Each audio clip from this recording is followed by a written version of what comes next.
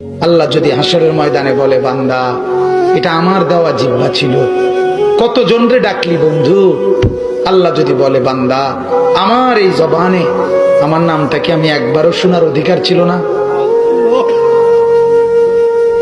আমার এই কপালটায় আজকের সারাদিনে আমি একটা সেজদাও পাওনা ছিলাম না?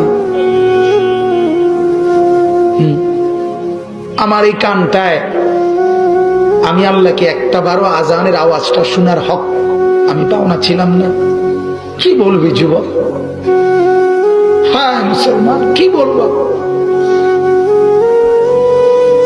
বলো না বাপ, কি বলবো?